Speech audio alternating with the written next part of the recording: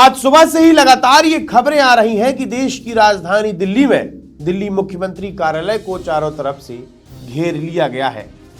मुख्यमंत्री कार्यालय में काम करने वाले कर्मचारियों को अंदर नहीं जाने दिया जा रहा है।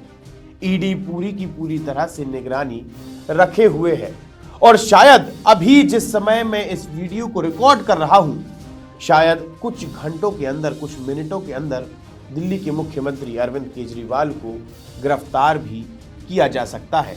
ऐसा मैं नहीं, बल्कि उन्हीं की पार्टी के नेता, उन्हीं की पार्टी के व्यक्ति, उन्हीं की सरकार में मंत्री लगातार कहते नजर आ रहे हैं।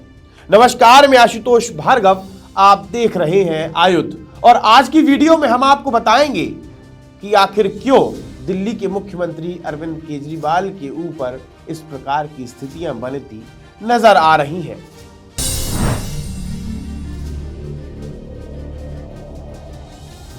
आखिर किस प्रकार से अरविंद केजरीवाल ने अपना करियर शुरू किया था और उस करियर के चलते आज इस प्रकार की स्थिति बनी हुई है। साथ ही हम आपको बताएंगे कि आखिर कहां से अरविंद केजरीवाल ने अपना राजनीतिक सफर शुरू किया और उसी राजनीतिक सफर के दौरान इस तरह की उठापटक होने वाली है। जब कभी भी अरविंद केजरीवाल की चर्चा होती है तो उनकी चर्चा देश के पढ़े लिखे राजनेताओं में की जाती है। अरविंद केजरीवाल पढ़े लिखे व्यक्ति हैं। उन्होंने अपनी प्रशासनिक सेवा को छोड़कर लगातार समाज के बीच में काम करना शुरू किया। साल 2000 में परिवर्तन करके एक एनजीओ की शुरुआत की, जिसके बाद पूरे देश में लोग उन्हें एनजीओ, सामाजिक कार्यकर्ता या फिर कहा जाए तो आरटीआई एक्टिविस्ट के नाम से जानने लगे। धीरे धीरे कर समाज के बीच में उन्होंने अपनी जगह बनाई। साल 2010 में अन्ना आंदोलन के समय अरविंद केजरीवाल की भूमिका काफी महत्वपूर्ण थी। अन्ना आंदोलन देश के बड़े और महत्वपूर्ण आंदोलनों में से एक था। अन्ना हजारे के अगर विश्वसनीय व्यक्तियों में से देखा जाए तो सबसे पहले नंबर पर आते थे अरविंद केजरीवाल। लेकिन यहां से स्थितियां थोड़ी बदलनी शुरू हुई। अन्ना हजारे का यह मानना था कि राजनीति गंदी दलदल है, जो व्यक्ति इसमें उतरता है वो अंदर जाता चला जाता है। लेकिन अरविंद केजरीवाल का वहीं ये मानना था कि इस दलदल को इस राजनीति में उतरने के बाद ही साफ किया जा सकता है। जैसे ही दोनों व्यक्तियों के ये विचार सामने आए, वैसे ही दूरियां बढ़ने लगी। अन्ना हजारे ने अरविंद केजरीवाल से बात करना बंद किया और यहां पर साल 2012 में अरविंद केजरीवाल ने अपनी पार्टी, जिसका नाम आम आदमी पार्टी है, इस नाम से एक राजनीतिक पार्टी का गठन किया, जिसके वो राष्ट्रीय संयोजक बने। 2012 के बाद बात आती है 2013 की। 2013 के समय अन्ना हजारे और अरविंद केजरीवाल के रिश्ते पूरी तरह से बिगड़ चुके थे। 2013 में दिल्ली के विधानसभा चुनाव आते हैं और इस बार आम आदमी पार्टी सबसे पहली बार ताल ठोकती है और पहली ताल में ही अरविंद केजरीवाल, मतलब आम आदमी पार्टी की 70 में से 28 सीट खाते में आती हैं। 2013 के चुनाव में खास बात यह थी कि अरविंद केजरीवाल का मुकाबला हुआ था दिल्ली की पूर्व मुख्यमंत्री शीला दीक्षित से, जहां पर अरविंद केजरीवाल ने शीला दीक्षित को चुनाव में हराया और कुल 70 सीटों में से 28 सीटें आम आदमी पार्टी के खाते में गई थी। जिसके बाद कांग्रेस पार्टी के साथ अलायंस करने के बाद आम आदमी पार्टी ने अपनी सरकार बनाई थी। लेकिन आम आदमी पार्टी और कांग्रेस पार्टी के गठबंधन की ये सरकार महज 49 दिन ही चल पाती है, जिसके बाद सरकार भंग होती है और 2015 आता है। 2015 में दिल्ली के अंदर एक बार फिर आम चुनाव होते हैं और इस बार आम आदमी पार्टी का प्रदर्शन देख लोगों की आंखें खुली की खुली रह जाती हैं। 70 में से 67 सीट आम आदमी पार्टी के खाते में जाती हैं और अरविंद केजरीवाल दूसरी बार मुख्यमंत्री पद की शपथ लेते हैं। लेकिन जैसे ही अरविंद केजरीवाल तीसरी बार, मतलब 2020 में मुख्यमंत्री पद की शपथ लेते हैं, वैसे ही उनकी सरकार, उनके कार्यकर्ता, उनकी पार्टी के व्यक्ति शक के दायरे में, विवादों के दायरे में घिरने शुरू हो जाते हैं। लगातार एक के बाद एक ईडी और सीबीआई की कार्रवाई शुरू हो जाती है।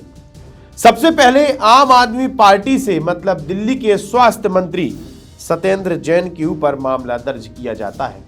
सत्येंद्र जैन अपना इस्तीफा नहीं दे रहे थे, उनका इस्तीफा लिया जाता है और उन्हें घोटाले के चलते हुए जेल में बंद किया जाता है। सत्येंद्र जैन के बाद बारी आती है अरविंद केजरीवाल के सबसे विश्वसनीय व्यक्ति और दिल्ली के उप मुख्यमंत्री मनीष सिसोदिया की।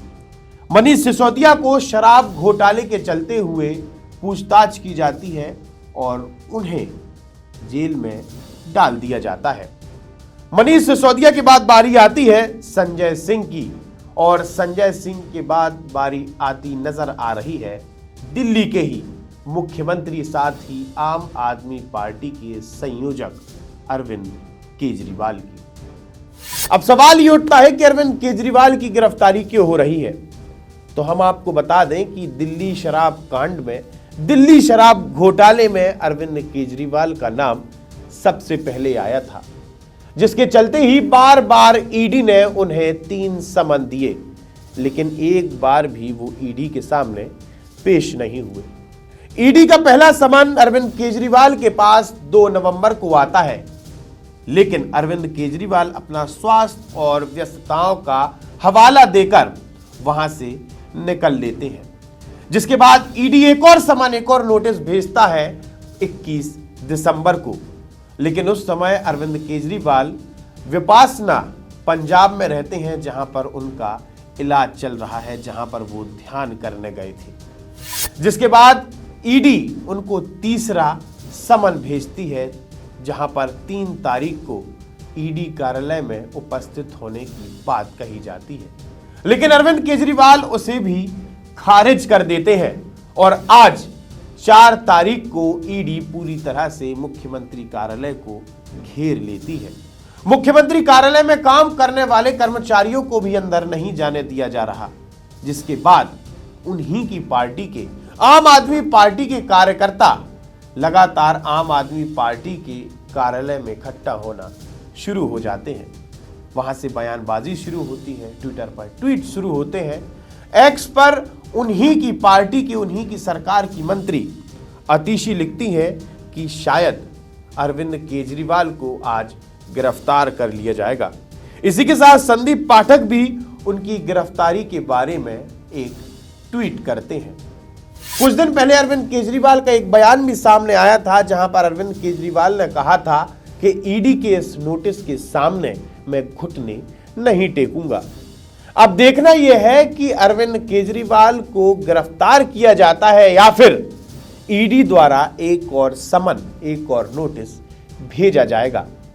इस सारे के सारे घटनाक्रम को देखने के बाद यह तय माना जा रहा है कि जल्द ही अरविंद केजरीवाल को अपनी मुख्यमंत्री पद की कुर्सी छोड़नी पड़ेगी और अब ये भी कयास लगाए जा रहे हैं कि दिल्ली का अगला मुख्यमंत्री कौन होगा। आप हमारे साथ जुड़े रहिए, देखते रहिए आयुध। आप हमारे चैनल को सब्सक्राइब कर सकते हैं, हम फेसबुक, इंस्टा, यूट्यूब, ट्विटर हर जगह मौजूद हैं। आपका बहुत बहुत धन्यवाद। लगातार जुड़े रहने के लिए आयुध को सब्सक्राइब जरूर करें।